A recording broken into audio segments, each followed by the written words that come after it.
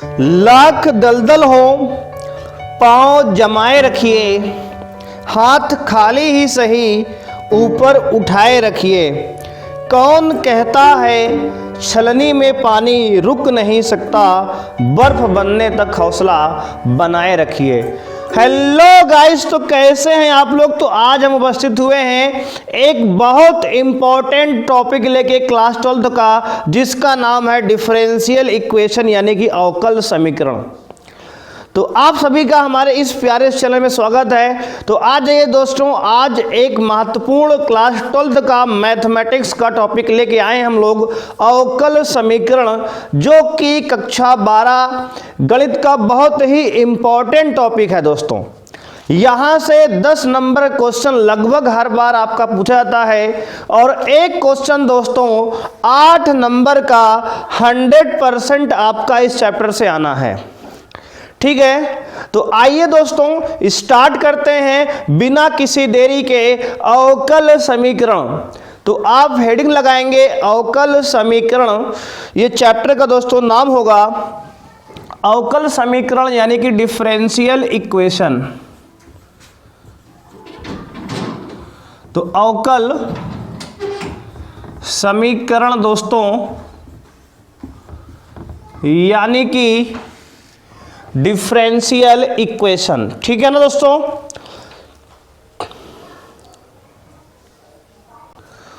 तो नोट करेंगे, सबसे पहले दोस्तों ध्यान देंगे हम लोग कि अवकल समीकरण होता क्या है।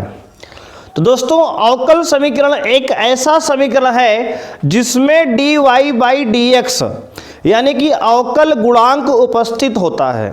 तो दोस्तों नोट करेंगे आप कि वह समीकरण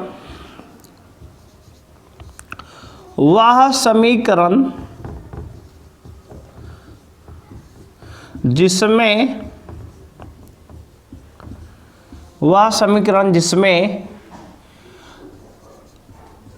अवकल गुणांक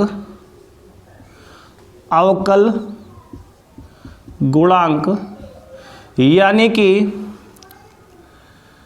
dy बाई dx उपस्थित हो का पद उपस्थित हो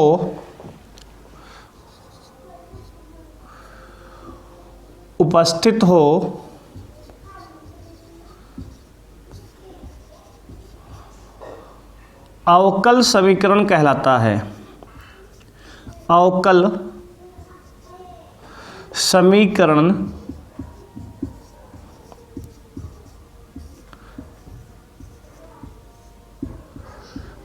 कहलाता है। ठीक है दोस्तों, ध्यान देंगे आप। तो लिखा गया वह समीकरण जिसमें अवकल गुणांक यानी कि dy बाई dx या d2y by dx square, dx cube by dx है ना, तो d cube y by dx cube यानी कि प्रथम अवकल गुणांक, यानी कि आपको dy बाई dx वाला टर्म होना चाहिए। फर्स्ट ऑर्डर का हो, सेकेंड ऑर्डर का हो, का पद उपस्थित हो, अवकल समीकरण कहलाता है। अब दोस्तों अवकल गुणांक केवल dy बाई dx से नहीं होता, कुछ ऐसे टर्म हो अगर, जैसे मान लीजिए अवकल गुणांक, ठीक है ना दोस्तों, dy बाई dx का पद उपस्थित हो, अवकल गुणांक समीकरण कहलाता है दोस्तों। तो आप ध्यान देंगे वह समीकरण जिसमें अवकल गुणांक उपस्थित हो उसे अवकल समीकरण कहते हैं। दोस्तों यहां अवकल समीकरण जो होते हैं आप ध्यान देंगे, अवकल समीकरण यानी अवकल गुणांक दोस्तों क्या है। तो अवकल गुणांक के बारे में कुछ बात कर लेते हैं। जैसे दोस्तों होता क्या है, तो प्रथम कोटि का अवकल गुणांक, प्रथम कोटि यानी कि एक ऑर्डर का होता है dy बाई dx। दोस्तों इसको y डैश भी लिखते हैं हम लोग, है ना। और दोस्तों द्वितीय कोटि का होता है,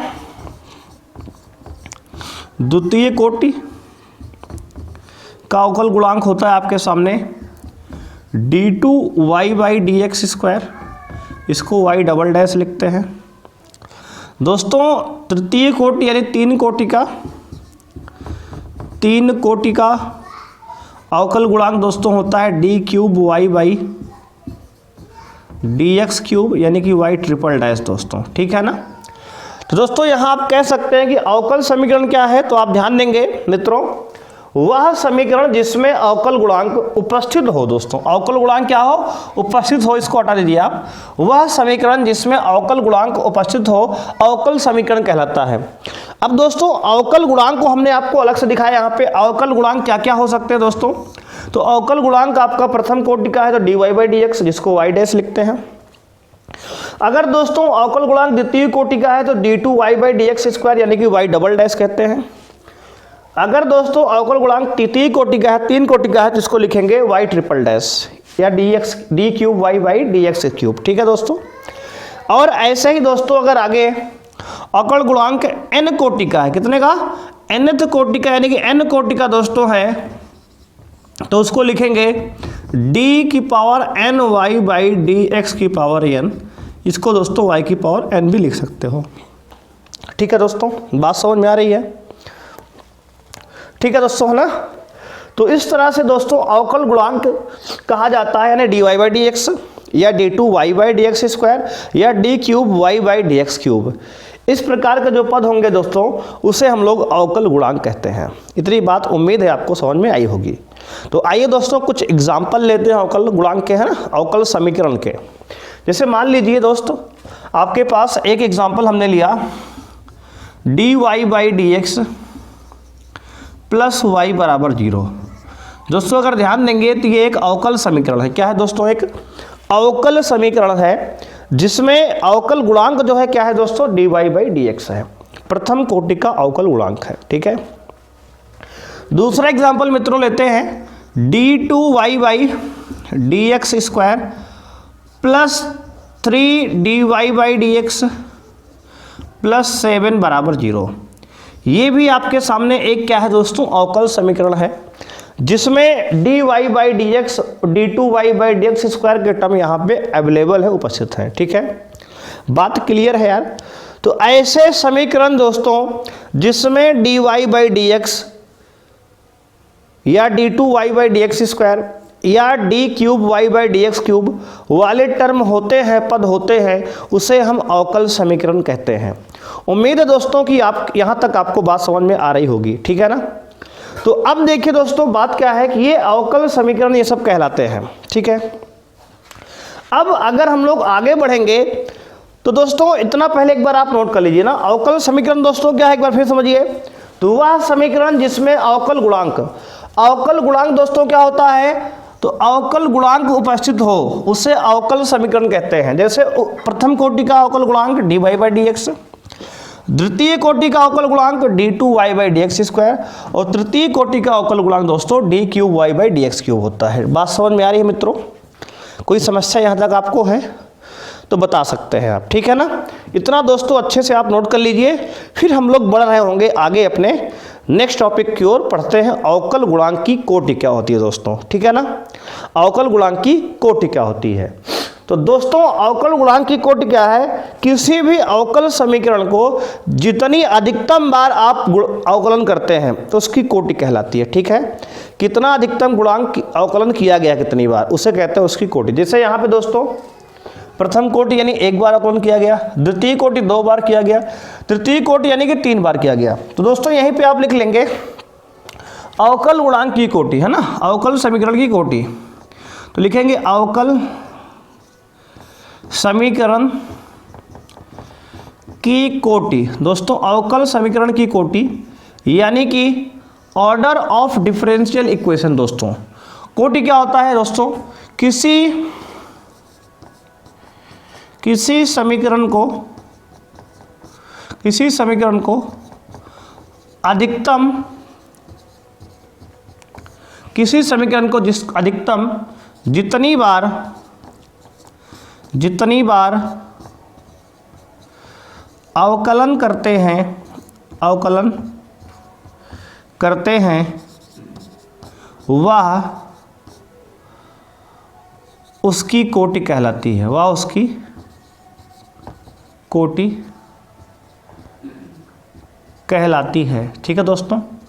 तो अवकल समीकरण की कोटि क्या दोस्तों, किसी भी समीकरण को जितनी अधिकतम बार दोस्तों अवकलन करते हैं वही अवकल समीकरण की कोटि कहलाती है। क्लियर है दोस्तों? जैसे मान लीजिए एग्जांपल लीजिए आपके सामने है दोस्तों, जैसे मान लो आपने किया d square Y by D x square plus 4y plus 6 बराबर 0। अगर दोस्तों यहाँ पर बात करें कि अवकल समीकरण की कोटि क्या है, तो आप कहोगे सर इसको 2 बार अधिकतम अवकलन किया गया है तो इसकी कोटि हो जाएगी 2, इसकी कोटि हो जाएगी 2। ठीक है दोस्तों? तो कोटि क्या है? किसी भी अवकल समीकरण को में अधिकतम कितनी बार अवकलन किया गया है उसको उस अवकल समीकरण की कोटि कहते हैं। ठीक है दोस्तों? एक बार दोस्तों यहाँ तक जल्दी से आप नोट करिएगा, इसके बाद हम लोग बढ़ते हैं अवकल समीकरण की घात की ओर। ठीक है? तो उम्मीद है दोस्तों आप नोट कर लिए होंगे। तो आइए बढ़ते हैं आगे, है ना। अब हम लोग बात करेंगे अवकल समीकरण दोस्तों, हम लोग कोटि देखें तो यहाँ पर एक आध एग्जाम्पल दोस्तों और देख लेते हैं ना कोटि वाले।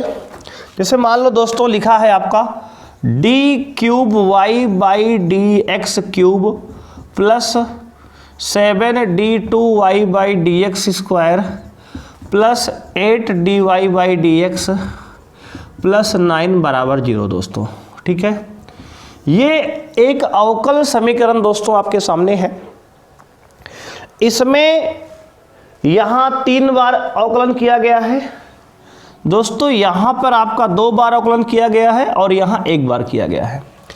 तो आपसे पूछता है कि इस अवकल समीकरण की कोटि क्या है, तो क्या करोगे आप? ध्यान दोगे आप, इसमें अधिकतम कितनी बार अवकलन किया गया है, तो आप कहेंगे सर इसमें 3 बार किया गया अधिकतम, तो इसकी कोटि दोस्तों क्या हो जाएगी? तो आप कहोगे सर इसमें 3 हो जाएगी। बोलो क्लियर है यार? कोई समस्या दोस्तों आपको यहाँ तक? तो अवकल समीकरण की कोटि दोस्तों क्या है? तो किसी अवकल समीकरण को कितना अधिकतम बार अधिक से अधिक अवकलन किया गया है उसे अवकल समीकरण की कोटि कहते हैं। क्लियर है? अब दोस्तों बात करेंगे कि अवकल समीकरण की घात कैसे निकालते हैं। जैसे मान लीजिए आप दोस्तों घात यानी कि पावर की बात करने वाले हम लोग, डिग्री की, है ना, पावर या डिग्री की बात करते हैं। तो घात दोस्तों क्या होता है? किसी भी दोस्तों घात, पहली बात तो घात डिफाइंड होने के लिए अवकल समीकरण का बहुपद फलन होना जरूरी है दोस्तों।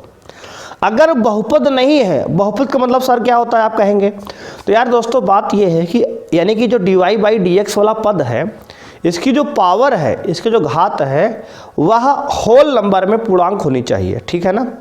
क्या होनी चाहिए सर? पूर्णांक होनी चाहिए। ठीक है? यानी कि वो भी सर पॉजिटिव नंबर होनी चाहिए। क्या?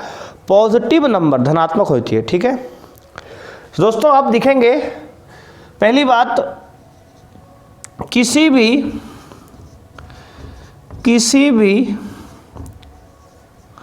अवकल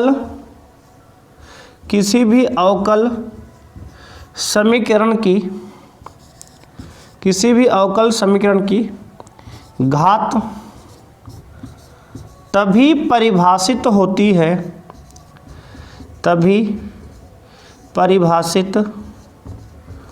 होती है जब वह बहुपदीय फलन हो या बहुपद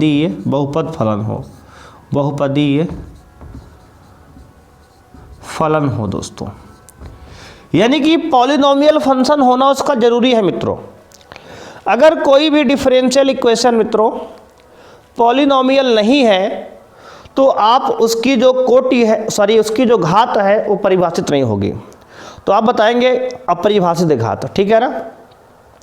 यानी कि जो dy बाई डी एक्स वाला टर्म है, पद है दोस्तों, देखो यहाँ y और x पे रिस्ट्रिक्शन नहीं है दोस्तों, केवल अवकल गुणांक पे है। ठीक है? किसी भी अवकल समीकरण की घात तभी परिभाषित होगी जब वह बहुपदीय फलन हो दोस्तों। पॉलिनोमियल फंक्शन होना जरूरी है। जैसे यहाँ कुछ एग्जाम्पल दोस्तों ले रहे हैं, कुछ ध्यान देंगे आप तो नोट करके लिखेंगे इस बात में। नोट क्या है? तो बहुपद फलन यानी कि पावर दोस्तों क्या हो? घात। यानी कि अवकल गुणांक की घात क्या हो दोस्तों? प्राकृतिक संख्या हो, स्पष्ट साफ शब्दों में। ठीक है ना? नोट लिखेंगे तो अवकल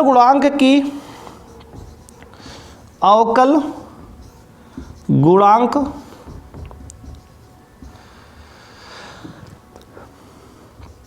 की घात प्राकृतिक संख्या में हो, प्राकृतिक संख्या हो, पहली बात दोस्तों, है ना। यानी कि घात डिफाइन होने के लिए अवकल गुणांक की जो घात हो दोस्तों, अवकल गुणांक क्या होता है, जैसे dy by D X, d2y by D x square, इन सब की घात दोस्तों क्या हो, तो आप कहेंगे प्राकृतिक संख्या हो। दूसरी बात दोस्तों क्या है, तो दूसरी बात ये है कि यहां पर दो मित्रों क्या होगा, जो dy बाई डी एक्स वाला टर्म होगा दोस्तों, उसको कितनी बार अवकलन किया गया है, यानी कि नोट करेंगे आप, जिस अवकल गुणांक की कोटि बताएंगे आप, उसी की घात बतानी होती है। ठीक है दोस्तों, तो यहां ध्यान देके लिखेंगे आप, जिस अवकल गुणांक की कोटि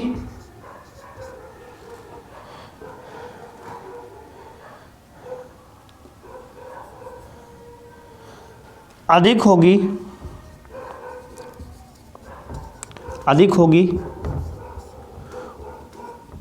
जिस अवकल गुणांक की कोटि अधिक होगी, उसी की घात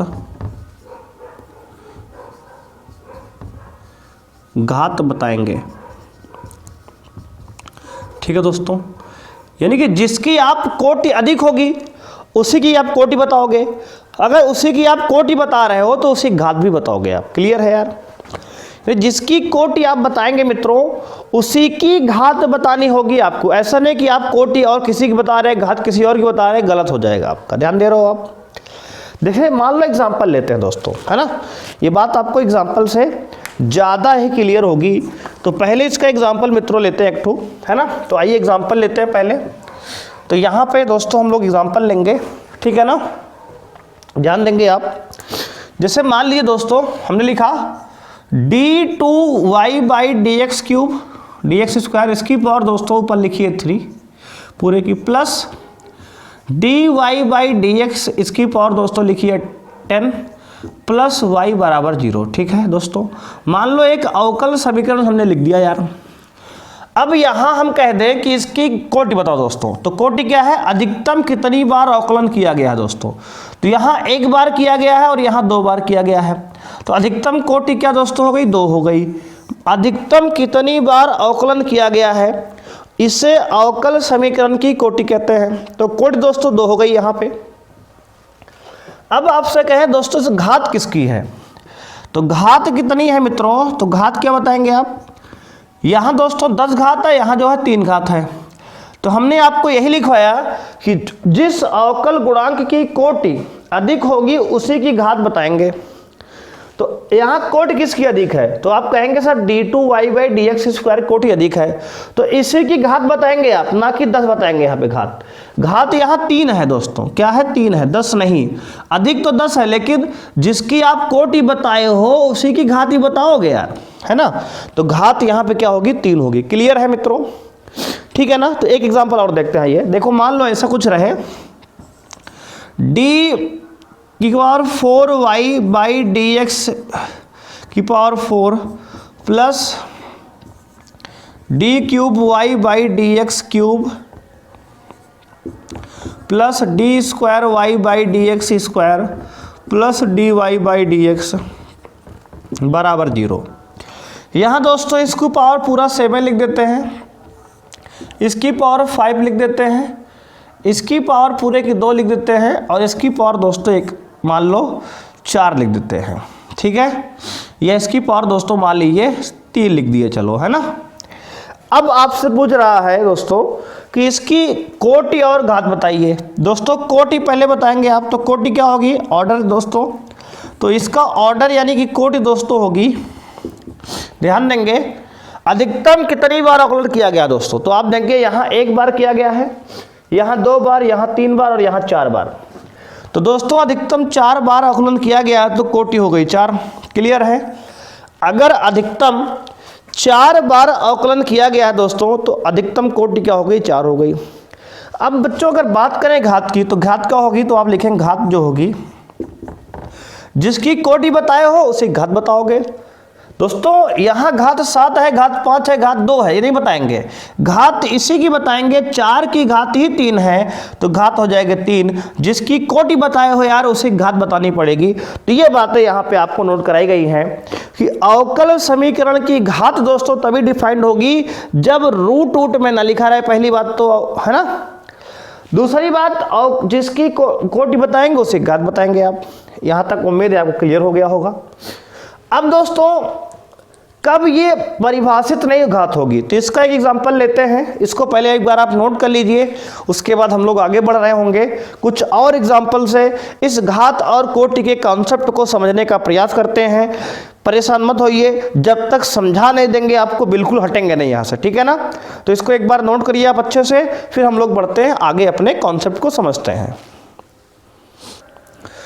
तो दोस्तों ध्यान देंगे, यहाँ पे 2 क्वेश्चन आपके सामने लिखे गए स्क्रीन पे, तो आप देख पा रहे होंगे।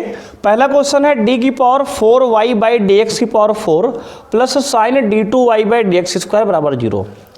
दोस्तों यहाँ पे एक नोट आपको लिखनी होगी कि जब कभी भी कि dy बाई डी एक्स या अवकल गुणांक, कोई भी अवकल गुणांक हो किसी भी कोटि का हो, चाहे dy बाई डी एक्स हो, चाहे d2y by D x square हो, चाहे d cube y by D x cube हो, किसी भी कोटि का अवकल गुणांक हो, अगर किसी फलन के अंदर लिखा गया है, जैसे साइन के देखो अंदर लिखा गया है, कॉस के यहाँ अंदर लिखा गया है, तब उस केस में आप जो है उसकी घात तो बता सकते, सॉरी कोटि तो बता सकते हैं, लेकिन आप घात बच्चों डिफाइन नहीं करेंगे, अपरिभाषित होगी। बात समझ में आ रही है।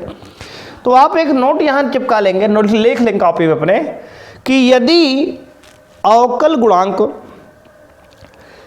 किसी फलन के अंतर्गत लिखा गया है, अंदर लिखा गया है, तो उस केस में, उस सवाल में घात जो है अपरिभाषित होगी। दूसरे से बात करें पहले सवाल की, तो अधिकतम यहाँ पे 4 बार अवकलन किया गया है, तो इसकी कोटि दोस्तों हो जाएगी 4। लेकिन अगर घात की बात करें बच्चों, तो घात यहाँ अपरिभाषित होगी, यानी कि नॉट डिफाइंड होगी।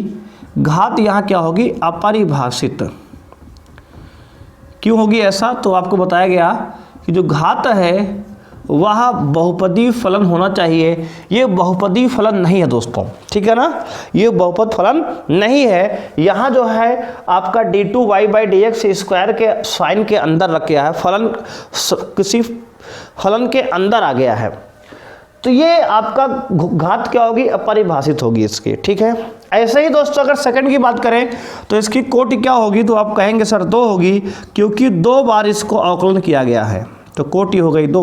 और अगर दोस्तों बात करें घात की, तो घात यहाँ भी क्या होगी, अपरिभाषित होगी, यानी कि नॉट डिफाइंड होगी दोस्तों, ठीक है ना। अपरिभाषित क्यों है, तो आप कहेंगे क्योंकि यहाँ कॉस फंक्शन है, कॉस फलन के अंदर dy बाई डी एक्स आ गया है, इसलिए अपरिभाषित है दोस्तों। यहाँ आप घात 2 नहीं बताएंगे, 2 देख करके 2 तुरंत बता दें, गलत हो जाएगा, आप ध्यान देंगे, ठीक है ना। घात तभी परिभाषित है जब क्या हो, साइन कॉस टैन इन सब के अंदर हमारा dy बाई डी एक्स ना कहीं लिखा गया हो।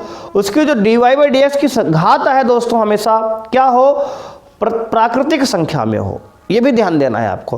कहीं किसी फलन के अंदर ना हो और प्राकृतिक हो, तभी घात डिफाइंड होती है, परिभाषित होती है, ठीक है। तो आइए दोस्तों इसमें कुछ एग्जाम्पल कर लेते हैं 4-5, और फिर हमारा ये एक्सरसाइज मतलब कि ये वाला पॉइंट हमारा घात और कोटि वाला समाप्त हो जाएगा मित्रों, ठीक है ना। कुछ आइए और सवाल 2-4 करते हैं, फिर इसको समाप्त करते हैं, फिर अपने नेक्स्ट टॉपिक पे आते हैं, नेक्स्ट टॉपिक की ओर। तो दोस्तों यहाँ देखेंगे आप, तो 5 क्वेश्चन आपके सामने दोस्तों लिखे गए हैं, इसमें आपको घात और कोटि दोस्तों आपको बतानी है, ठीक है ना। तो आइए एक एक करके सॉल्व करते हैं मित्रों। तो सबसे पहला क्वेश्चन है y डैश प्लस 5y बराबर 0। इसमें आपको कोटि बतानी है पहले। तो कोटि दोस्तों क्या है, कितनी बार अधिकतम अवकलन किया गया है। तो दोस्तों आप देखेंगे y डैश मतलब एक बार किया गया है, dy बाई डी एक्स होता है इसका मतलब, ठीक है ना। तो एक बार यानी कि कोटि हो गई 1। अब आपसे पूछे घात कितनी है दोस्तों, तो जिसकी आप कोटि बताए उसकी पावर बताओ। दोस्तों y डैश की पावर कितनी है, कुछ नहीं तो 1 मानेंगे, है ना। तो घात हो जाएगी 1 दोस्तों यहाँ पे, तो कोटि भी 1 है और घात भी 1 है, ठीक है ना। अब दोस्तों बढ़ते हैं सेकंड वाले पे। सेकंड में देखो ds बाई डी टी की power 4 plus 3s into D square S by D T square, है ना। देखो यहाँ दोस्तों एक बार अवकलन किया गया उसकी पावर 4 है, यहाँ 2 बार अवकलन किया गया है, तो 1 और 2 में ज़्यादा 2 होता है ना। तो यहाँ पे दोस्तों कोटि क्या होगी, तो आप कहेंगे सर 2 हो जाएगी कोटि यहाँ पे, तो कोटि 2 हो गई। और घात दोस्तों किसकी बताएंगे, जिसकी आप कोटि बताए उसकी घात बताओ, साफ सी बात है ना। तो घात यहाँ हो जाएगी, क्योंकि इसकी पूरे की पावर क्या है यार, देखो इसकी पूरे की पावर कुछ नहीं तो 1 मानोगे, है ना। तो घात हो जाएगी 1 यहाँ पे, ठीक है ना। अब देखो दोस्तों यहाँ तीसरे वाले में, तीसरे में d2y by D x square बराबर cos 3x plus sign 3x। अब देखो यार 2 बार अधिकतम यहाँ आकलन किया गया है, तो कोटि क्या हो जाएगी, तो कहोगे सर कोटि हो जाएगी यहाँ पे 2। और दोस्तों घात क्या होगी इसकी, तो घात जो है इसका पूरे की पावर कितनी मानोगे, 1 मानोगे यार यहाँ पे, तो घात क्या हो जाएगी 1 हो जाएगी, ठीक है ना। अभी अगर किसी के मन में डाउट है कोई बच्चों कि यहाँ पे घात अपरिभाषित क्यों नहीं हुई, तो यार देखो बात ये थी ना, वहाँ आपको बताया गया स्पष्ट है कि अगर साइन या कॉस के अंदर dy बाई डी एक्स वाला पद आएगा तब आप अपरिभाषित बताओगे। यार यहाँ तो dy by D x sine cos के अंदर है नहीं, तो यहाँ परिभाषित है, ठीक है ना। बात क्लियर है यार। आओ आगे बढ़ते हैं दोस्तों। यहाँ पे चौथा सवाल है, कह रहा डी वाई को देखो 3 डैश है, यानी कि 3 बार आकलन किया गया है, y के ऊपर 2 डैश है, यानी 2 बार किया गया है, यहाँ 1 डैश तो 1 बार किया गया है, तो अधिकतम दोस्तों 3 बार आकलन किया गया है, तो कोटि हो जाएगी 3। मित्रों घात की बात करें तो देखो जिसकी कोटि बताए हो उसी घात बताओगे, तो यहाँ y ट्रिपल डैश की घात कितनी है, 2 है, तो घात हो जाएगी 2, ठीक है ना। घात क्या हो जाएगी 2 हो जाएगी। क्लियर है दोस्तों, बहुत आसान क्वेश्चन है यार। देखो हर बार एक सवाल इस तरफ कंफर्म पेपर में आता है और बहुविकल्पी में अधिकतम बार पूछता है कि इसकी घात या कोटि बताइए। पेपर में आपसे एक ही चीज कोई पूछेगा, या तो घात पूछेगा या कोटि पूछेगा, आपको दोनों निकालना आना चाहिए मित्रों, ठीक है ना। 1 नंबर की बात होगी यार, यहाँ पे फ्री का नंबर मान लो मिलता है। बहुत आसान सवालें हैं, आपको अब तक उम्मीद समझ में आ गई होगी बात, है ना। अब देखो दोस्तों अगर बात करें यहाँ 5वें सवाल की, तो देखो यहाँ 2 बार आकलन किया गया, यहाँ 1 बार, तो अधिकतम क्या है 2 बार, तो कोटि हो जाएगी 2 इसकी। और दोस्तों जिसकी कोटि बताए हो उसी घात बताओ, तो इसकी पावर कुछ नहीं तो 1 मान लो, तो घात आपकी हो जाएगी 1, ठीक है ना। उम्मीद दोस्तों आपको बात समझ में आई होगी, ठीक है ना। तो इस तरह से दोस्तों कोटि और घात हम लोग निकालते हैं, ठीक है दोस्तों। अब एक बार इसको अच्छे से आप नोट कर लीजिए, फिर हम लोग अगले कॉन्सेप्ट की ओर बढ़ेंगे दोस्तों, कि आपको अगर कोई समीकरण दिया जाए और उसके रिस्पेक्ट में कोई अवकल समीकरण दिया जाए, तो कहेगा देखिए कि ये अवकल समीकरण इसी का है या फिर इसका नहीं है, ठीक है ना। तो इसको एक बार नोट करिए, फिर हम लोग बढ़ेंगे अगले अध्याय की ओर। तो आइए दोस्तों देखते हैं, अब हम लोग एक टॉपिक अपना कंप्लीट कर चुके हैं मित्रों, अब अपने नेक्स्ट टॉपिक की ओर आ गए हैं। आपको दोस्तों यहाँ पे एक समीकरण दिया गया है, उसके रिस्पेक्ट में उसके सापेक्ष एक अवकल समीकरण आपको दिया गया है। बताना आपको है कि ये दिया गया समीकरण इसका अवकल समीकरण दोस्तों ये है कि नहीं, यानी इस दिए गए समीकरण का ये अवकल समीकरण है या फिर नहीं है, आपको सिद्ध करना है, ठीक है ना दोस्तों। सिद्ध करके बताना है कि यही इसका अवकल समीकरण होगा। तो क्या करेंगे दोस्तों, आपको सबसे पहले आप क्या करेंगे, यहाँ पे देखो यहाँ पर 2 बार अवकलन किया गया दोस्तों, y डबल डैश और माइनस y डैश, यानी कि 2 बार अवकलन किया गया है दोस्तों। इसको y का अवकलन करेंगे, y डैश बराबर e की पावर x का e की पावर x ही होता है, प्लस 1 का अवकलन 0 होता है। अब दोस्तों y डैश का दोबारा करेंगे तो y डबल डैश हो जाएगा, बराबर दोस्तों क्या हो जाएगा, e की पावर x का दोबारा अवकलन e की पावर x ही होता है दोस्तों, ठीक है। कोई समस्या है यार यहाँ पे। अब देखो दोस्तों यहाँ से आपको समझ में आया कि y डैश बराबर e की पावर x है, तो अब देखो दोस्तों y डबल डैश बराबर e की पावर x के जगह यहाँ से y डैश लिख लो, है ना, और इसको इधर ला लो LHS में, तो दोस्तों हो जाएगा y double dash minus y dash बराबर 0। अगर आप ध्यान से देखेंगे तो ये आपका अवकल समीकरण आ चुका है दोस्तों। आप लिख देंगे हेंस प्रूव्ड, यानी कि इति सिद्धम, यानी इसका मतलब क्या हुआ कि ये जो समीकरण है दोस्तों इसका अवकल समीकरण यही होगा। आपने ये बात सिद्ध करके दिखा दी, ठीक है ना। बात क्लियर है यार। तो यहाँ पर बहुत आसान सवाल है दोस्तों, आपको मित्रों याद रखने हैं, केवल आराम से अगर सॉल्व करेंगे आप, इसका अवकलन करना है, जितनी बार यहाँ भाई अवकलन दिया गया है उतनी बार आप करना है, उसके बाद इससे आपको डायरेक्ट यहाँ मिला देना है, ठीक है। अगर मित्रों ये मिल जाएगा तो यह अवकल, ये जो समीकरण है दिया गया, यह इसी का अवकल समीकरण है। और अगर दोस्तों डायरेक्ट नहीं मिलता है तो इसकी वैल्यू यहाँ रख के आप LHS लेके RHS सॉल्व कर दीजिए, तब मिल जाएगा। और अगर तब भी नहीं मिलता है यार तो क्या करोगे आप, तो LHS और RHS दोनों वैल्यू रख के सॉल्व करके दोनों को बराबर सिद्ध कर दो, है ना। कुल मिला के आपको सिद्ध करना है कैसे भी करके बस कि ये दिया गया समीकरण इसका ही अवकल समीकरण है, ठीक है। और दोस्तों बढ़ते हैं नेक्स्ट प्रश्न की ओर। एक उम्मीद है समझ में आपको आया होगा। दूसरा सवाल दोस्तों यहाँ पे आपको दिया गया है, कह रहा है कि दूसरा सवाल यहाँ पे y बराबर x² + 2x + c, और इसके रिस्पेक्ट में दोस्तों आपको अवकल समीकरण दिया गया है y' - 2x - 2 = 0, ठीक है दोस्तों, ये आपको दिया गया है। तो यहाँ पे दोस्तों आप इसको अवकलन करेंगे तो y का अवकलन दोस्तों y' होगा बराबर x² का 2x होगा प्लस 2x का दोस्तों 2 होगा, और दोस्तों c का अवकलन हो जाएगा 0। बात क्लियर है यार। अब दोस्तों अब इन दोनों को LHS में अगर लाएंगे तो देखो आपका मैच कर जाएगा यहाँ पे, तो आप ध्यान देंगे इसको LHS में लाएंगे तो y' - 2x - 2 = 0।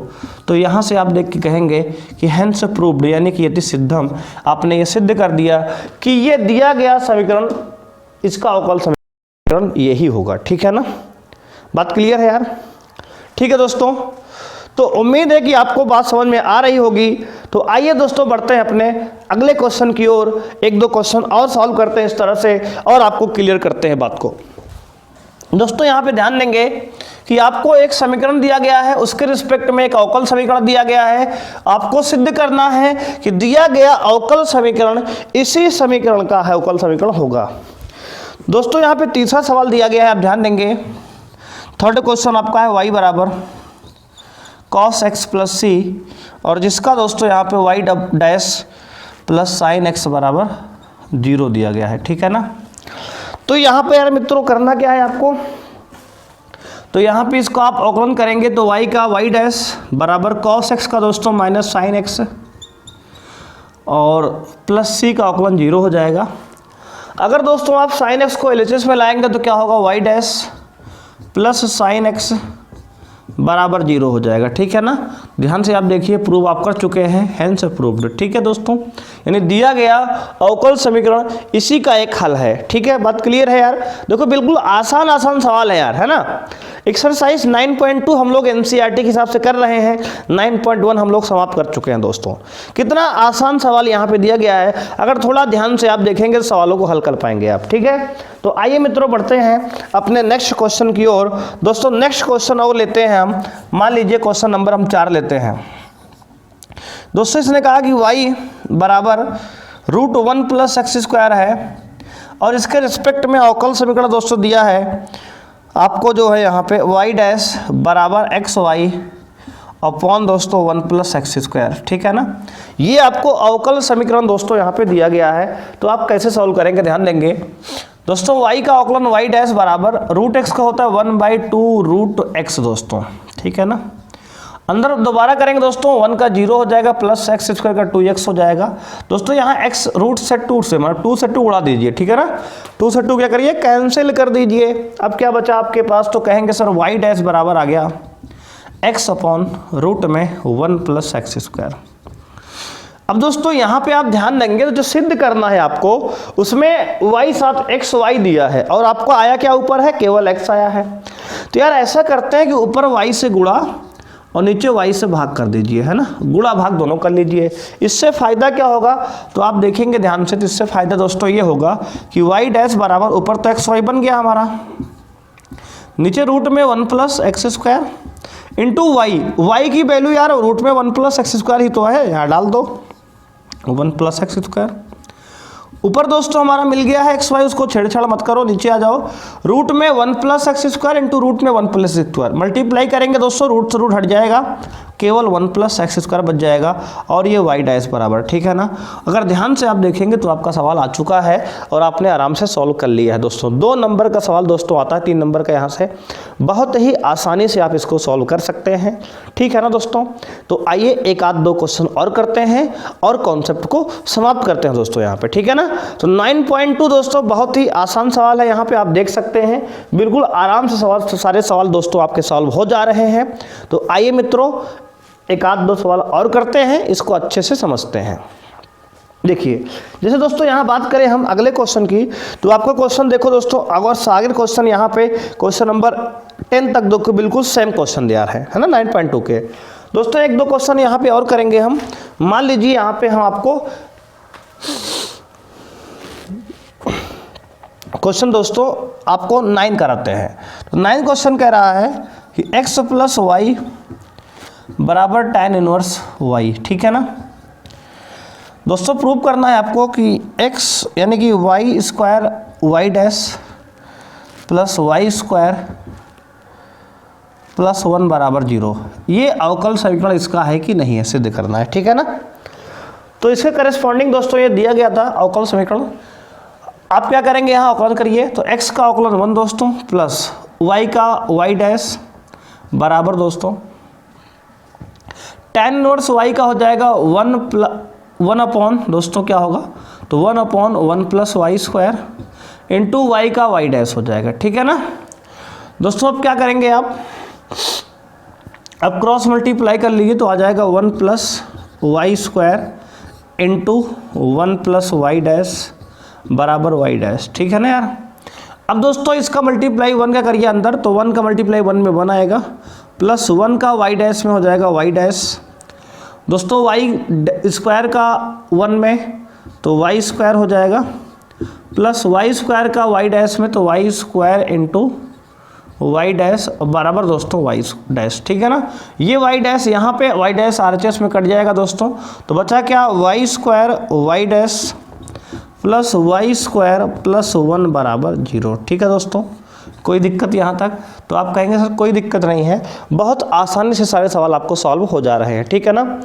उम्मीद है दोस्तों को आज के सेशन में आपको मजा आया होगा, आपने सेशन को एंजॉय किया होगा। तो आज की क्लास में दोस्तों हम लोग यहीं तक बात करेंगे, मिलेंगे कल नेक्स्ट क्लास में दोस्तों। हम लोग 9.3 9.4 कोशिश करेंगे कि 2 एक्सरसाइज हम लोग समाप्त कर लें, ठीक है दोस्तों। तो 2 एक्सरसाइज करके एनसीईआरटी का हम लोग पढ़ेंगे, सारे कॉन्सेप्ट इंपॉर्टेंट आपको बताएंगे दोस्तों। ये दोस्तों एक शॉर्ट रिवीजन टाइप का सेशन होगा जिसमें सारे क्वेश्चन तो नहीं दोस्तों, लेकिन जितने भी इंपॉर्टेंट कॉन्सेप्ट हैं और ऐसा आपको समझाया जाएगा जिससे कि सारे सवाल आपके एनसीईआरटी के सवाल के या कोई भी अदर किताब आप उठाते हैं तो वहाँ से सारे सवाल आपके सॉल्व हो जाएं, ठीक है ना।